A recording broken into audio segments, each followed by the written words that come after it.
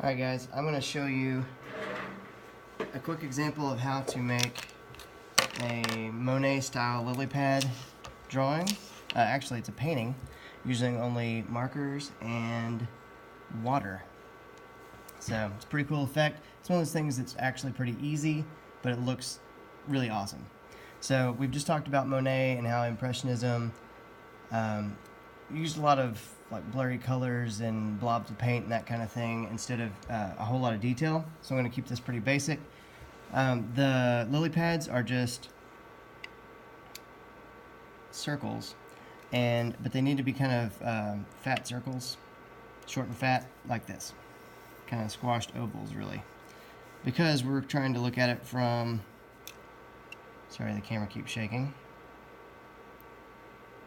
We're trying to look at it like in perspective.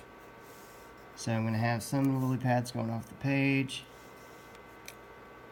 Hopefully this isn't too shaky for you to watch. And as I go towards the top of the page, the lily pads are going to get smaller because they're farther away. And if you want to do like a lily pad flower on a couple of them, you can do that.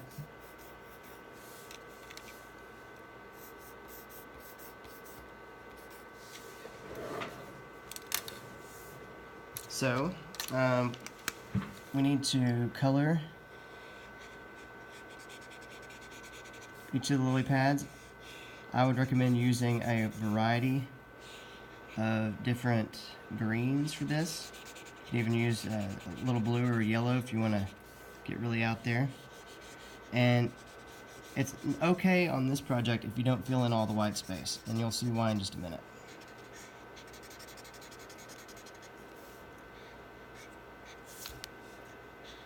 This is just the first green. I'm going to come back with three greens.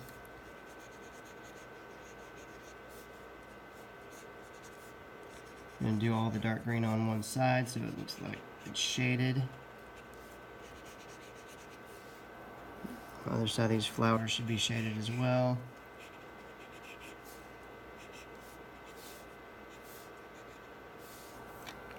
I've got one more green I want to try. See how dark it is. It's kind of a medium green, so I'm going to add a little bit there in the middle between the two, the light green and the dark green. The more colors you use, the more interesting it will be.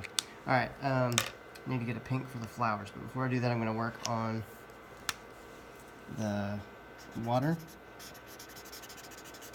I'm going to start with a blue in the middle. You don't have to do a blue in the middle, that's just the way I'm deciding to do it. You can really have a lot of creative freedom as to where you put which colors. I like to start with one color in the middle and move out from there.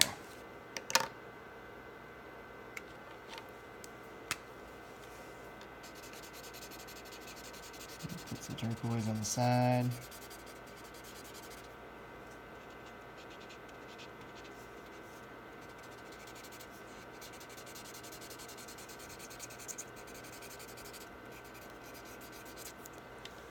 And move into some purples as I move towards the outside.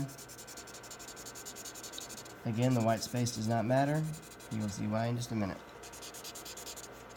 This is just the beginning.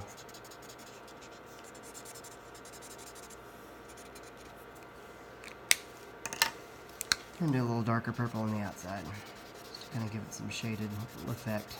That way it's darker on the outsides and lighter on the inside.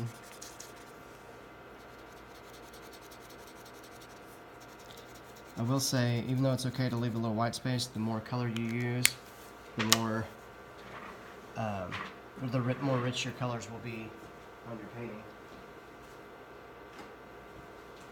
And I'm going to add a little bit of pink on these flowers, just to make them pop a little bit.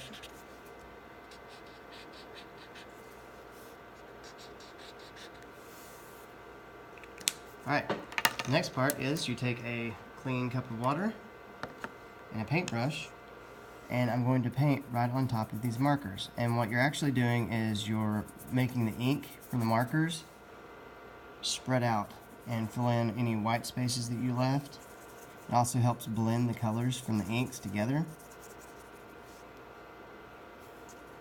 See how the white's going away?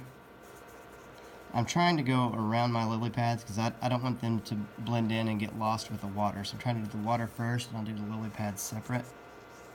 It's okay if they blend a little bit, but you don't want to lose them completely. Sometimes it takes a couple seconds for the ink to loosen on the paper, but it will work, trust me.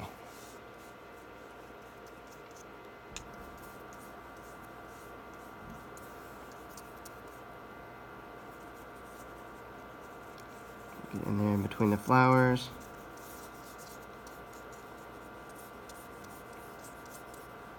I'm working on a very small piece of paper, by the way. Your project should take a little bit longer than this because you got a bigger paper to fill up with color.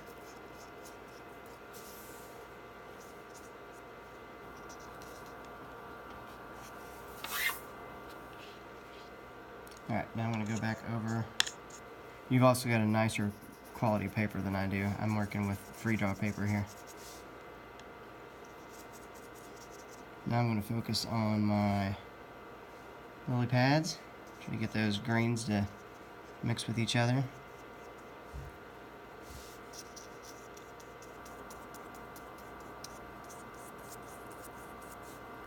And before you know it, you got a beautiful impressionist painting. I really should use better paper, but you get the idea. It's going to be awesome. Alright guys, good luck with your painting. Have fun.